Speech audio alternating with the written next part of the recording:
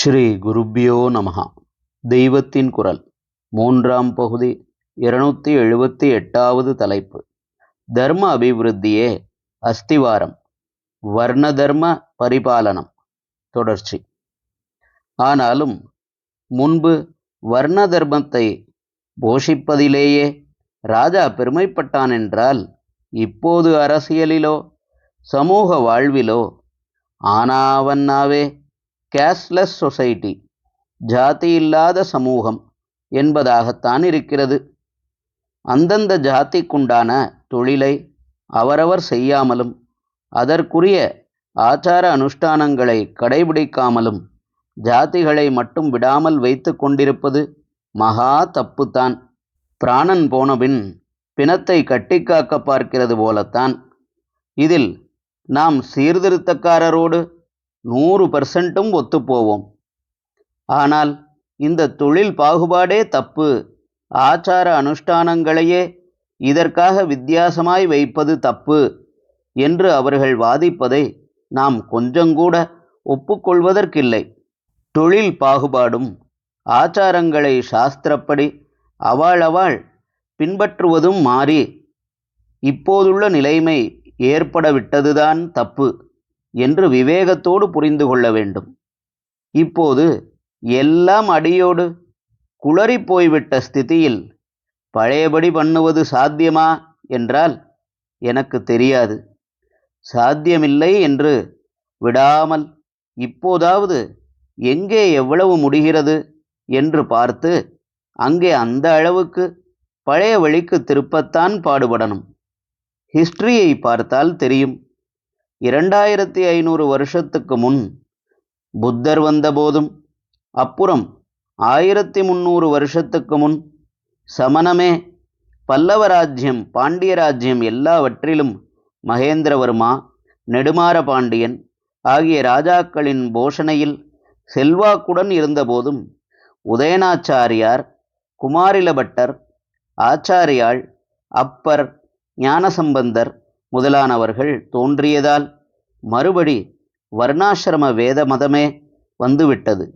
நான் அடிக்கடி சொல்கிற மாதிரி பொதுஜனங்கள் பெரிசாக மத கொள்கை என்று ஆராய்ந்து கொண்டிருக்காமல் தங்கள் பக்தியை பெறத்தக்க மகான்கள் தோன்றும்போது இவர் சொல்கிற சித்தாந்தம்தான் சரியாயிருக்கும் என்று அவர் வழிக்கு போயிருக்கிறார்கள் என்பதும் வாஸ்தவந்தான்.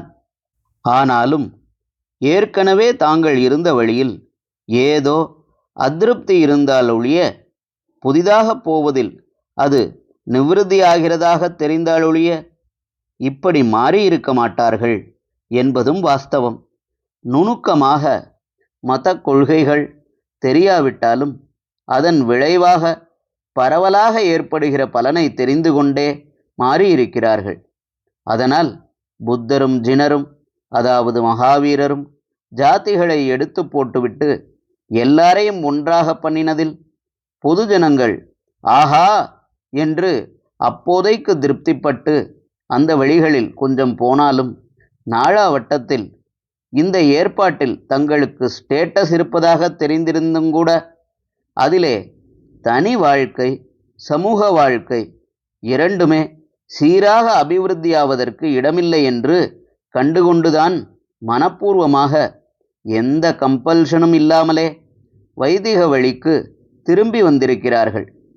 இப்படி 2-3 முறை பட்டு கொண்டதை நினைத்து பார்த்தாவது இப்போதுள்ள அறிவாளிகள் அந்த பூர்வ வழியை எப்படி மறுபடி அதன் உண்மை ஸ்பிரிட்டுடன் ஏற்படுத்தலாம் என்பதற்கு ஆலோசனை செய்ய வேண்டும். அதமபட்சமாக எல்லா தர்மத்துக்கும், வாழ்க்கை ஐடியல்களுக்கும் பிராமண ஜாதியை பொறுப்பாக்கி இருப்பதால் அதொன்றையாவது சாஸ்திர பிரகாரம் இருக்க பண்ண பிரயத்தனம் ஆரம்பிக்க வேண்டும்.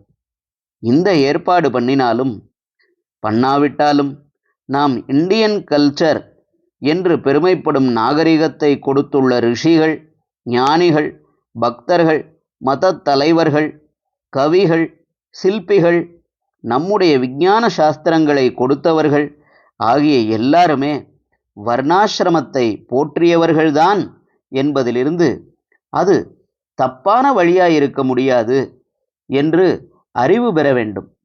இவர்களில் பிராமணர்கள் மாத்திரமில்லாமல் மற்றவர்களும் இருக்கிறார்கள். இவர்களும் வர்ணாசிரம ஏற்பாட்டை கொண்டாடித்தான் இருக்கிறார்கள். அப்பிராமணராயிருந்து சோழராஜாவுக்கு மந்திரியுமாக இருந்த சேக்கிழார் ஒருத்தர் போதும் அவர் சொல்ல வந்தது பக்தர்கள் கதையைத்தான்.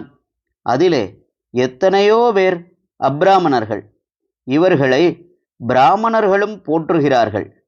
ஆனாலும் சேக்கிழாரோ எப்படியாவது இடம் ஏற்படுத்தி கொண்டு வைதிக மரபுகளை சொல்லி சொல்லி எந்த ராஜாவானாலும் அவன் வர்ணாசிரம பரிபாலனம் செய்ததை சொல்லாமல் இருப்பதில்லை. ஹரஹர சங்கர, ஜெய ஜெய சங்கர. தெய்வத்தின் குரல் மேலும் ஒலிக்கும்.